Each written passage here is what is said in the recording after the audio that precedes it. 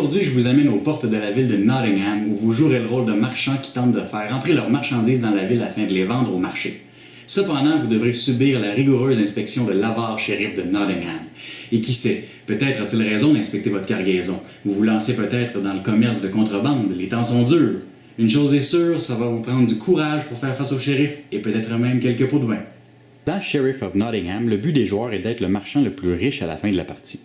On commence d'abord par déterminer un joueur qui va assumer le rôle du shérif pour le premier tour. Ensuite, chaque joueur va prendre un étal de marchand et le sac de marchand avec la couleur correspondante, 50 pièces d'or et une main de 6 cartes marchandises. Dans la première phase de la partie, la phase marché, les joueurs vont pouvoir défausser certaines cartes de leur main jusqu'à un total de 5 cartes pour en piger 2 nouvelles. Donc, si un joueur défausse 2 cartes, il peut aller piger 2 nouvelles cartes et défausser les siennes dans une des 2 défausses. Dans Sheriff of Nottingham, il y a toujours 3 piles de cartes. 2 défausses face visible et une pile de cartes face cachée. Les joueurs ont toujours l'option d'aller piger dans les 2 défausses ou bien des cartes cachées. Les joueurs vont ensuite insérer des marchandises dans leur sac de marchand en secret. Vous pouvez insérer dans votre sac des marchandises légales, donc des cartes vertes, de plusieurs types de marchandises, et vous pouvez également insérer des cartes de contrebande, donc des cartes rouges. Par exemple, je vais insérer dans le sac 2 pommes et une arbalète.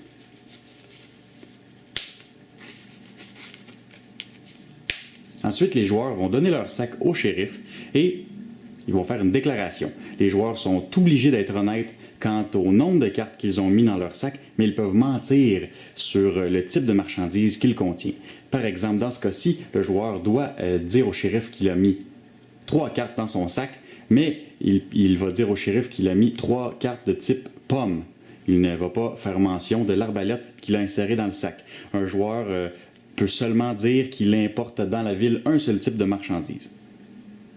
Ensuite, le shérif, pour chaque joueur procède avec sa déclaration et donne son sac au shérif. Et le shérif dispose d'un temps limité pour décider pour chacun des sacs des joueurs, s'il décide de l'ouvrir et d'en inspecter le contenu, ou bien s'il redonne le sac à chacun des joueurs. Si le shérif décide d'inspecter le contenu de votre sac, il va ouvrir le sac du marchand. Et si jamais le marchand a menti, il devra payer une pénalité au shérif pour chaque carte qui ne correspond pas au type qu'il avait déclaré. Donc, le marchand va pouvoir garder ces 2 cartes de type pomme. Il va les placer dans son étal de marchand sous l'onglet pomme ici. Et il devra payer une pénalité au shérif de 4 pièces d'or pour la carte d'arbalète. Et le shérif confisque la carte et va la placer dans une des 2 défausses. Si, par exemple, le shérif avait ouvert l'enveloppe du marchand et que celle-ci contenait seulement des biens légaux et qui correspondaient au type que le marchand avait déclaré, bien le shérif devrait payer la pénalité au marchand en pièces d'or pour chacune des cartes légales. Si le shérif redonne le sac au joueur sans en faire l'inspection, le joueur va ouvrir son sac et va montrer au shérif ce qu'il y avait à l'intérieur. Donc pour les cartes légales, le joueur va les montrer au shérif et aux autres joueurs, va les placer dans son étal de marchand. Cependant, les cartes contrebande qu'il y avait dans son sac, s'il y en avait, bien sûr, il va les placer ici, en haut de son étal de marchand, face cachée. Donc les autres joueurs ne vont pas savoir ne vont pas connaître les cartes contrebande des autres joueurs, et le shérif va savoir que vous lui avez menti également. Avant que le shérif ne décide d'ouvrir votre sac, vous pouvez lui offrir, si jamais vous le souhaitez, un montant en pièces d'or. Vous pouvez lui offrir des biens qui sont dans votre étal.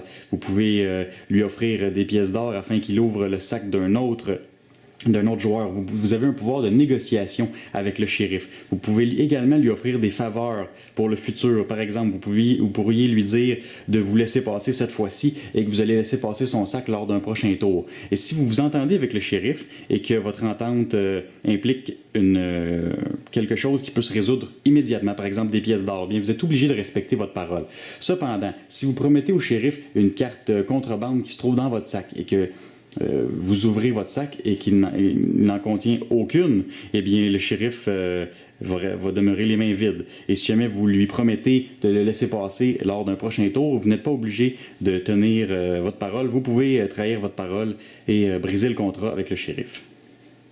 Cependant, aussitôt que le shérif ouvre le sac et qu'on entend il est trop tard, il ne peut plus reculer, il doit procéder à l'inspection du sac. À la fin d'une manche, chaque joueur va repiger des cartes jusqu'à ce qu'il en ait 6 dans sa main. On passe la figurine de shérif au joueur de gauche de celui qui l'avait le dernier tour.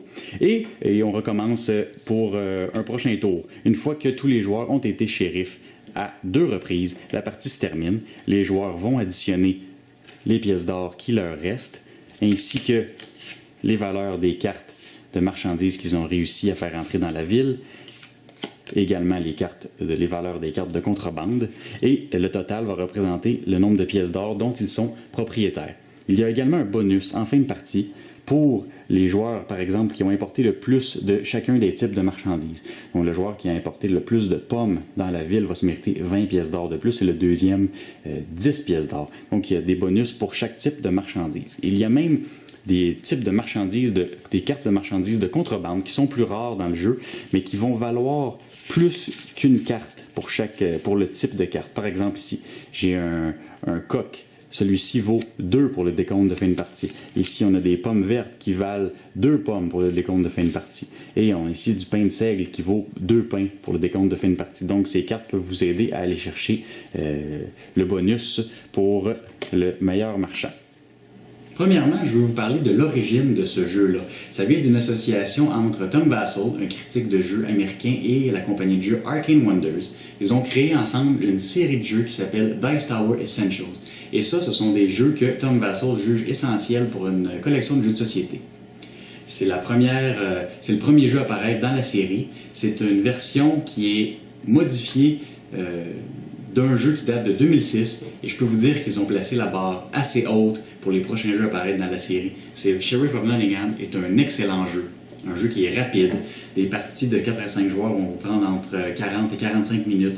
C'est un jeu qui va vous faire vivre des situations stressantes, des émotions fortes, autant qu'en jouant le shérif qu'en étant un marchand. Vous allez voir, c'est très stressant. Il faut regarder le shérif dans les yeux et lui dire qu'on a tel type de marchandises, mais en fait, on veut passer des marchandises de contrebande.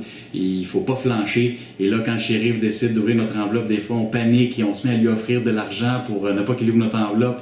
Et quand on est shérif, on ne veut pas ouvrir les enveloppes pour rien afin d'éviter de payer des pénalités, mais on ne veut pas non plus laisser les autres joueurs passer de la contrebande sous le nez et scorer beaucoup de points.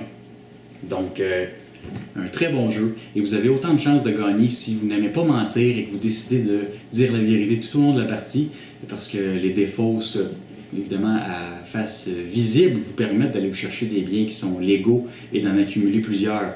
Et si vous aimez ça, si vous aimez le stress, c'est que vous avez du courage, vous allez pouvoir aussi essayer de passer plus de contrebande sous le nez du shérif. Donc, mais vous avez autant de chances de gagner dans les deux cas. Donc, c'est un jeu que je vous suggère fortement. Une petite chose, le jeu est seulement disponible en anglais pour l'instant. C'est un jeu qui a fait bonne impression. Alors, j'imagine qu'une version française devrait arriver éventuellement. Mais si vous êtes assez à l'aise pour lire le livret de règles, ensuite, vous allez pouvoir l'expliquer aux autres joueurs parce que le concept est très simple. Donc, Sheriff of Nottingham, un excellent jeu, je vous le suggère fortement.